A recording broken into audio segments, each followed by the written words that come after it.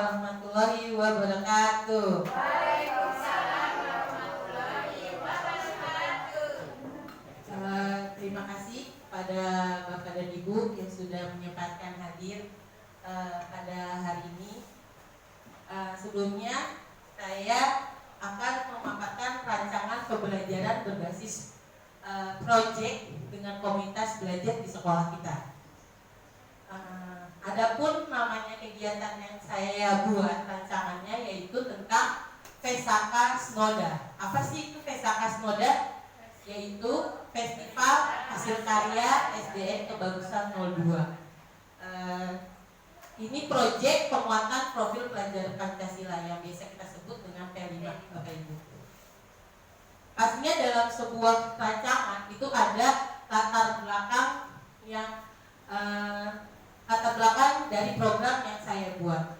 Yang pertama yaitu meskipun sampah menurut pengertiannya adalah sesuatu yang sudah tidak berguna, namun sampah ternyata masih bisa dimanfaatkan dan sampah organik misalkan, ya Bapak Ibu tahu kan sampah organik ya. Sampah organik di sini kita bisa manfaatkan sebagai pupuk kompos. Lalu ada sampah anorganik. Sampah anorganik masih bisa kita pilah-pilah untuk dijadikan berbagai kerajinan tangan ataupun bernilai-nilai jual dan dijadikan sebuah media pembelajaran. Lalu yang kedua latar belakangnya reduce, reuse, dan recycle merupakan maksud dari penanganan sampah yang terdiri dari 3 unsur, yaitu mengurangi, menggunakan ulang, dan berdaur ulang sampah yang biasa kita kenal dengan 3R. Itu yang kedua. Lalu yang ketiga, penggunaan media pembelajaran dalam proses pembelajaran akan meningkatkan proses motivasi dan membantu dan mempermudah pemahaman peserta didik terhadap materi, sehingga menciptakan pembelajaran yang bermakna. Salah satu kegiatan pembelajaran yang bermakna itu dapat kita gunakan dengan memanfaatkan sampah sebagai media pembelajaran di sekolah dan merancang pembelajaran berbasis proyek, Bapak Ibu. Lalu yang keempat, di sini pembelajaran berbasis proyek itu apa sih maksudnya? Yaitu memberikan kesempatan bagi murid untuk membuat produk dan membagikan dengan audiens di luar kelas dengan manfaatnya yang bisa kita dapatkan adalah produk yang dihasilkan dari hasil karya anak tersebut. Ya, proyek ini dianggap lebih nyata dibandingkan dengan tugas sekolah yang hanya dinilai oleh guru dan dikembalikan lagi oleh murid. Lalu yang kelima, banyak sampah yang di sekitar di sekolah kita dan ruang kelas yang belum dikelola dengan baik. Manusia, kita sebagai manusia atau warga sekolah sebagai aset dan sumber daya pengelola harus mampu mengeksplorasi sumber daya lingkungan agar berdaya guna dan dapat menunjang kegiatan pembelajaran di sekolah dengan memanfaatkan sampah yang tersedia di sekitar sekolah. Itu latar belakang dari Vesaka Snoda. Nah, adapun tujuan program dari Vesaka Snoda ini, Bapak Ibu, yaitu 1, memfasilitasi pembelajaran yang berpihak pada murid dengan melibatkan kelompok belajar di sekolah.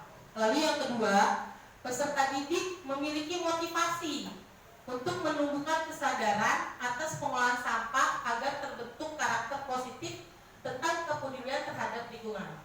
Lalu yang ketiga, peserta didik dapat mempraktekkan mengolah sampah dengan cara yang sederhana. Yang keempat, melakukan pembelajaran yang berkaitan dalam penggunaan media pembelajaran dengan pemanfaatan aset dan sumber daya yang ada di lingkungan sekolah.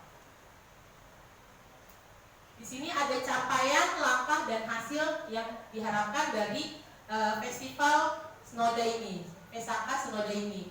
Capaian tujuannya yaitu dalam program Festival Hasil Karya SDN Kebagusan 02 diharapkan tercapainya aspek dalam pembelajaran, yaitu yang pertama, guru dapat menyusun rancangan program dan mendiskusikan bersama komunitas belajar di sekolah. Lalu yang kedua, peserta didik dan warga sekolah menunjukkan karakter profil pelajar Pancasila. Tentunya Bapak Ibu sudah tahu produk pelajar Pancasila itu apa aja.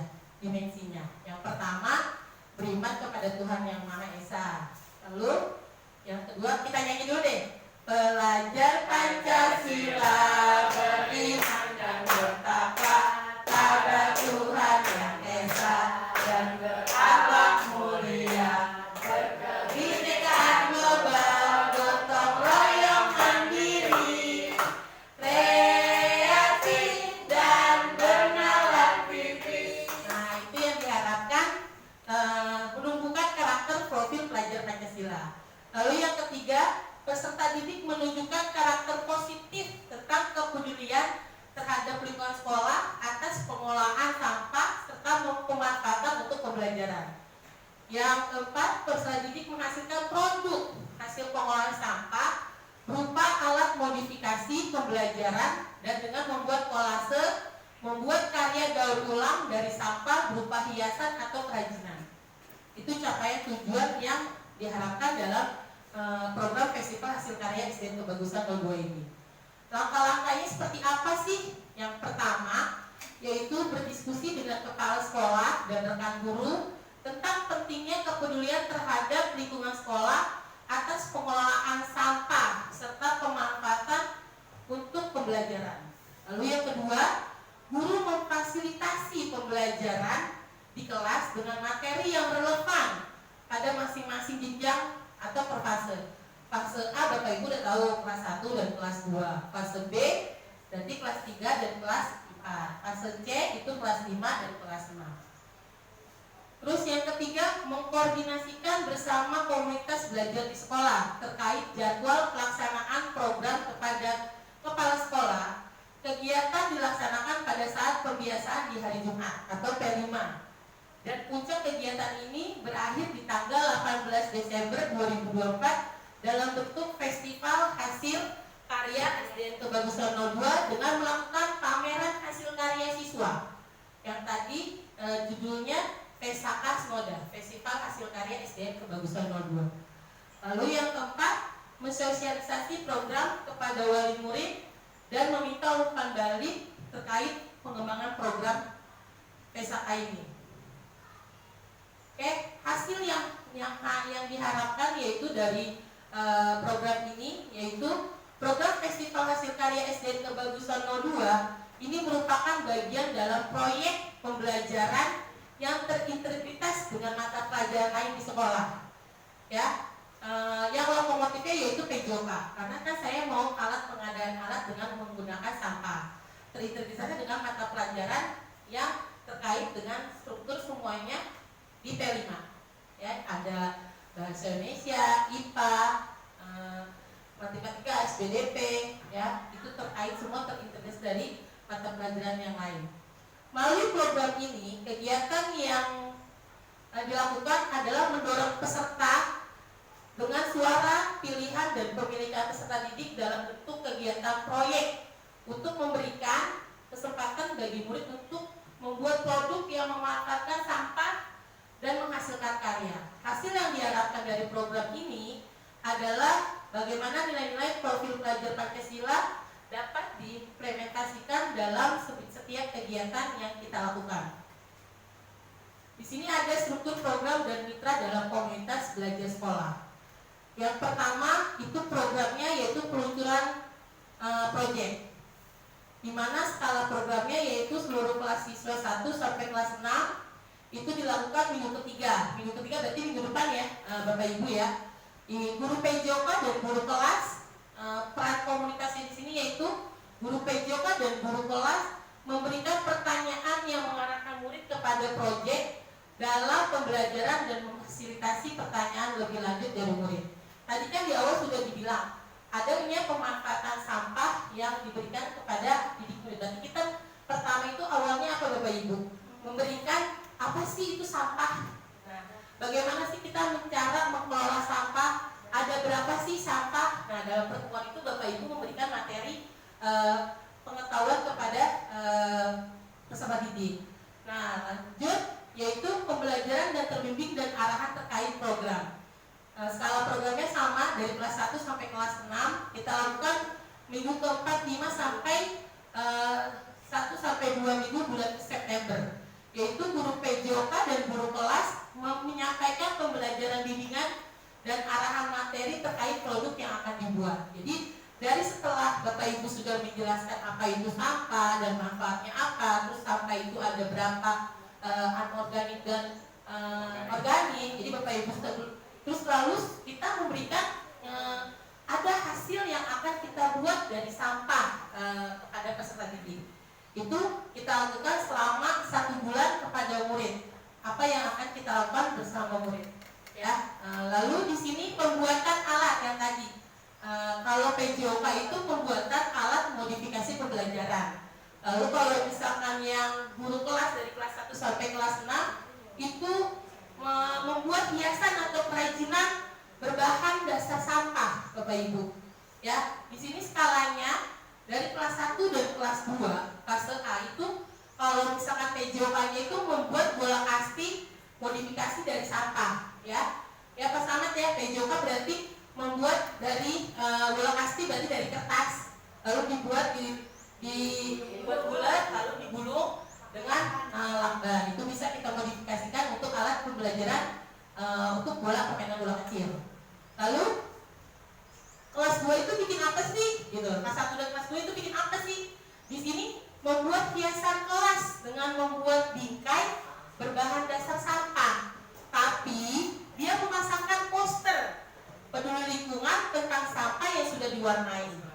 Itu yang diharapkan di kelas 1 dan kelas 2. Jadi anak-anak membuat bingkai, tapi sebelum dia pasti bingkai ada fotonya kan. Nah, itu foto yang dipasang itu yang dimasukkan tentang poster yang sudah diwarnai tentang kepedulian terhadap sampah.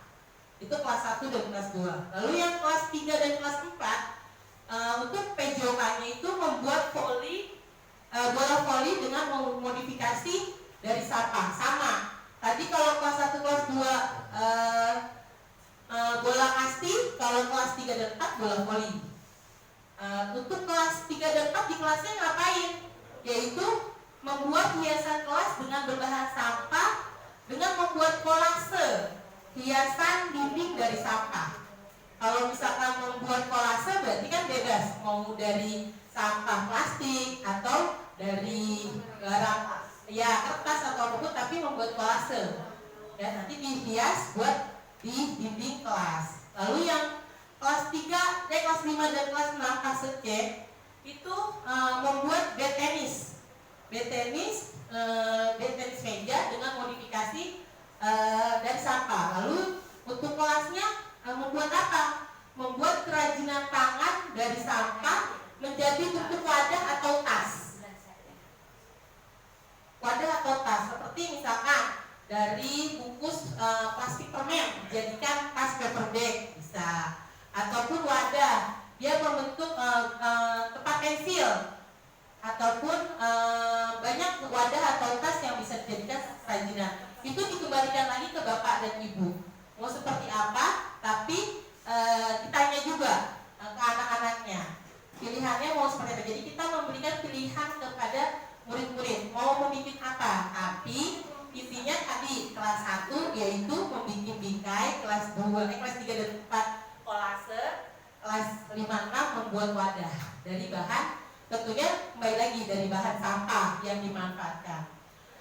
Di sini ada publikasi dan evaluasi hasil produk. Seluruh siswa kelas 1 sampai kelas 6 itu di sini skala programnya produk berupa alat modifikasi pembelajaran dipublikasikan dan digunakan pada saat pembelajaran PJOK. Itu untuk PJOK-nya. Lalu yang untuk guru kelasnya gimana nih hasil produk anak-anaknya? Nah, ini yang tadi dibilang produk berupa hiasan dan hasil karya kerajinan dipublikasikan di PSHK Snoda di Festival Akhir Hasil Karya SD Kebagusan 02 yang tadi targetnya di akhir Desember, Bapak Ibu. Ya, di bulan Desember kita waktu pelaksanaannya insya Allah itu untuk P5-nya. Jadi kita membuat pameran hasil karya siswa. Lalu di mana peran komunitasnya?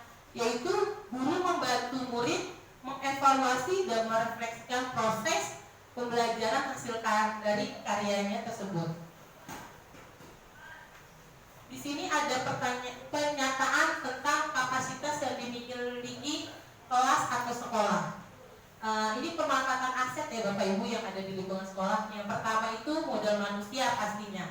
Ya, dalam program ini sumber daya yang dilibatkan adalah kepala sekolah, rekan guru, peserta didik dan wali murid.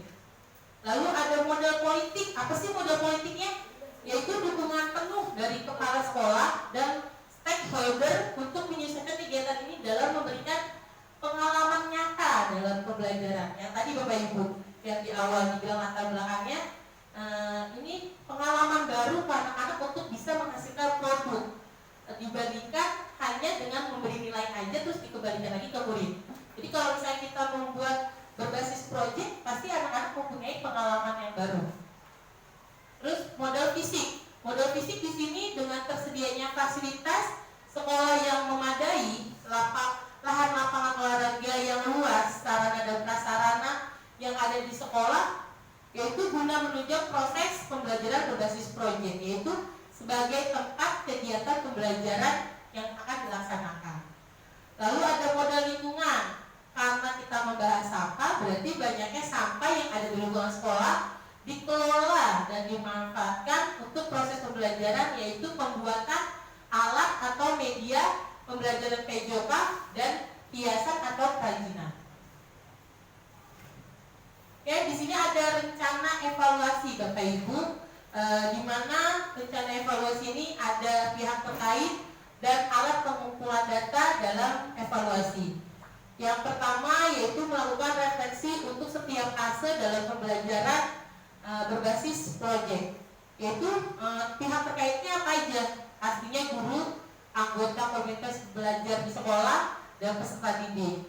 Lalu alat pengumpulan data evaluasi seperti apa? Ya wawancara, yang tadi dibilang. Peserta didik diberikan pilihan suara seperti apa, mau apa dari gurunya, ya. Lalu ada evaluasi daftar pertanyaan utama proyek, ya, rencana evaluasinya. Lalu pihak terkaitnya, ya karena memang pertanyaan pasti untuk peserta didik. Lalu alat pengumpulannya apa? Daftar checklist. Bapak Ibu, kita buat alat pengumpulan data dan evaluasinya. Lalu ada evaluasi kinerja. Pihak yang terkait yaitu peserta didik. Alatnya pengumpulannya itu jurnal project yang tadi. Setiap minggunya Bapak Ibu memiliki rancangan untuk membuat tentang pengolahan sampah. Nah, dari membuat jurnal projectnya, nanti di akhirnya Bapak Ibu membuat peserta didik menghasilkan karya yang tadi yang sudah direncanakan. Terus ada lagi rencana evaluasi yaitu refleksi pembelajaran dari hasil karya. Pihak terkaitnya yaitu peserta didik, lalu alat pengumpulannya wawancara dan refleksi. Pastinya setiap kegiatan pembelajaran Bapak Ibu sudah melakukan refleksi. Jadi memang setiap kegiatan pembelajaran biar adanya evaluasi pasti Bapak Ibu melakukan refleksi kan? Oke, di sini ada kemungkinan tantangan dan solusi yang akan kita hadapi dalam kegiatan program ini, ya Bapak Ibu. Yang pertama yaitu pastinya kita semua punya kesibukan dan aktivitas terkasih jawab dalam di luar kegiatan sekolah dan menghambat pelaksanaan program. Tapi solusinya gimana? Pasti setiap hambatan ada solusinya. Berarti kita membangun budaya kolaborasi dan komitmen bersama antar anggota komunitas belajar sekolah. Kalau misalkan kita sudah komitmen, pasti solusinya bisa berjalan dari tantangan yang sebelumnya. Lalu yang kedua itu informasi kegiatan mengolah sampah yang dianggap kotor dan syarat penyakit biasanya. Nah, dapat menimbulkan pro dan kontra bagi orang tua dan wali murid. Solusinya bagaimana? Menyampaikan informasi yang berimbang kepada wali murid melalui kegiatan diskusi maupun penyampaian informasi bisa melalui WhatsApp atau diskusi bersama wali murid, ataupun kita juga bisa berdiskusi sama rekan sejawat bagaimana menghadapi pro dan kontra ini. Lalu yang ketiga ada faktor cuaca, kondisi cuaca yang memasuki musim penghujan dalam menjadi hambatan dan melakukan kegiatan memilah dan mengolah sampah sebagai bahan utama proyek. Di sini solusinya yaitu memberikan waktu yang cukup untuk proses memilih dan pengolahan sampah. Itu dari kemungkinan tantangan yang dan solusi. Oke, akhirnya di slide terakhir Bapak Ibu mungkin ada pertanyaan. dari Bapak Ibu tentang program ini? Saya persilakan. Ya, Bu Endang.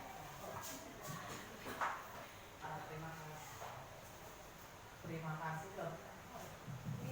kasih ke Bu Lia. Saya mau nanya, itu kan ada jurnal project ya. Nah, saya mau tanya itu jurnal projectnya contohnya seperti apa? Contohnya seperti apa dan penulisannya bagaimana? Seperti itu aja. Bu Lia. Ya, Bu Mesti silakan. Terima kasih Bu Lia atas paparannya tentang pengelolaan sampah. Dan kita sama-sama mengetahui bahwa sampah itu memang banyak ya di lingkungan sekolah kita.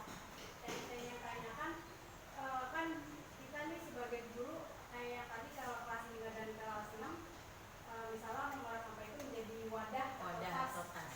Nah, bagaimana? Kan saya juga belum bisa ya kayak cara mengolah sampah itu menjadi wadah atau tas. Apakah ada pembinaan atau apa sih namanya, pembelajaran buat gurunya?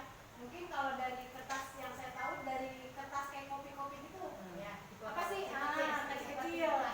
Apakah itu bukan yang kayak ini kertas apa sih? Bungkus kopi atau bungkus bekas saset atau ayam? Kan ada tuh yang di anyaman itu, kan kita belum mempunyai pengetahuan Bu Lia seperti itu. Apakah nanti guru-guru akan ada pelatihan lagi seperti itu untuk mengelola sampah khususnya di kelas ini? Terima kasih. Baik, terima kasih Bu Esti dan Bu Endang atas pertanyaannya. Untuk jurnal project, setiap minggunya pasti kita setiap minggu akan berdiskusi kembali Bu Endang. Minggu ini kita akan melakukan apa sih ke murid? Jadi biar satu persepsi. Nanti jurnalnya dari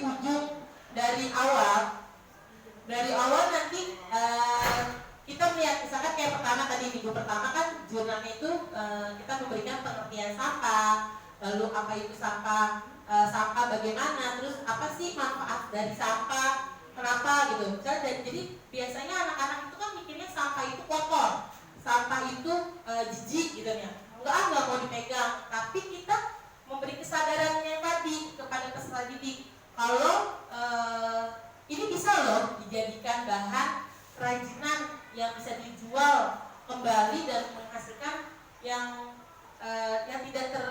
nilai jualnya juga ada gitu. Nah di situ, proyeknya itu kita setiap minggu selalu mau kayak tadi kayak Bu Esti menjawab pertanyaan lanjut dari Bu Esti. Kan guru kelas 5 itu belum bisa. Nah kita sama-sama belajar di sini Bapak Ibu. Bukan hanya saya saja, tapi Bapak Ibu juga. Siapa yang punya ide? Kita kembalikan komunitas lagi ke komunitas belajar kita. Kita hari ini, di kelas 5 mau membuat tadi dari sampah plastik yang dari sanet ataupun dari bungkus-bungkus plastik yang ada di rumah tangga yang bisa kita manfaatkan. Nah dari situ gimana sih caranya buat menggabungkan dari plastik satu lain? Nah itu pasti adanya ada pelatihan lagi Bu Esti. Ini kan baru rancangan. Nah untuk kedepannya pasti kita punya agenda selanjutnya lagi seperti apa setiap minggunya. Karena kita setiap hari Jumat pembiasannya pasti sebelum satu hari sebelum hari Jumat biasanya kita membahas dari kelas 1 sampai kelas 6. Seperti itu Bapak Ibu. Setujukah atau mungkin ada saran dari yang lain Bapak Ibu? Gitu. Karena kan ini untuk kebersamaan ya. Jadi biar kita sama-sama belajar. Saya pun juga sama masih belajar Bapak Ibu. Tapi di sini saya membuat rancangan proyek ini bukan harus diikuti, harus sesuai dengan rancangan ini. Mungkin Bapak Ibu punya pendapat yang lain ya monggo, nanti bisa kita rubah. Karena kan itu baru berupa rancangan. Bisa kita lain. Yang penting kita tahu bagaimana cara membuat anak kesadaran terhadap lingkungan. Itu poinnya. Karena kan kita membahas tentang belajar kelola sampah di sini. Karena kan kita temanya dalam P5 itu gaya hidup berkelanjutan. Jadi kita memberikan kesadaran kepada peserta didik bahwa sampah itu bermanfaat loh. Jadi anak itu tidak tahunya hanya kotor ataupun dia tahunya nggak mau. Kadang kan suka enggak Bu, bukan saya, karena belum ada kesadaran anak itu untuk membuang sampah pada tempatnya. Biasanya bukan saya Bu, bukan saya. Tapi kalau misalnya anak itu sudah peduli, dia melihat ada sampah, pasti dibersihkan ataupun sudah tanpa disuruh sama gurunya. Itu yang diharapkan dari proyek ini Bapak Ibu. Ya, bisa menjawab Bu Enda sama Bu Esti? Ada lagi Bapak Ibu? Sudah jelas? Oke, berarti Bapak Ibu sudah tahu ya program dari ini kelas 1, yaitu tadi nanti membuat poster yang mewarnai. Tapi nanti kita juga dari kelas 1 dan kelas 2 atau mau digabung juga boleh. Kalau misalkan dari Bu Panca, kelas 1 tuh bingung bikin membuat bingkai. Berarti kelas 2-nya yang membuat bingkai, terus kelas 1-nya yang mewarnai poster. Bisa di komen seperti itu Bapak Ibu. Jadi tidak harus kelas 1 seperti ini. Kita masih bisa solusi yang terbaik buat anak peserta kita. Nanti kayak tadi kelas 3, kelasnya apa ya? Misalnya Bu Ade di kelas 3 bingung. Bisa berkomunikasi sama Bu Putri. Kelas 3A sama Bu Intan yang kelas 4 bisa berkolaborasi. Membahas membuat seperti apa ya. Tapi nanti ujungnya setiap kelas itu wajib menghasilkan karya dari sampah. Seperti saya PJOK itu menghasilkan alat modifikasi pembelajaran. Saya dan Pak Samad sebagai guru PJOK berkolaborasi karena kelas 1 sampai kelas 6 berbeda. Ya, membuat alat modifikasi bola tenis, terus membuat alat bola voli dan bat tenis meja. Itu yang dalam pembelajaran PJOK. Itu sih Bapak Ibu. Oke, cukup jelas. Berarti kita bisa mengarahkan untuk minggu depan selanjutnya setiap hari Kamis ya Bapak Ibu ya. Kita bikin program lagi. Hari ini, minggu ini Bapak Ibu itu memberikan kepada anak murid tentang penjelasan apa manfaat sampah, apa itu sampah, dan bagaimana caranya mengolah sampah. Nanti minggu depan kita bahas lagi selanjutnya sampai akhir di Desember kita laksanakan kegiatan P5 ini Bapak Ibu. Oke, hanya itu saja yang bisa saya sampaikan. Terima kasih sebelumnya. Mohon maaf apabila ada kesalahan. Di sini kita sama saling bantu dan saling berkolaborasi Bapak Ibu di dalam komunitas karena ini demi kemajuan anak peserta didik kita juga tentunya. Terima kasih. Wabillahi taufiq wal hidayah. Wassalamualaikum warahmatullahi wabarakatuh.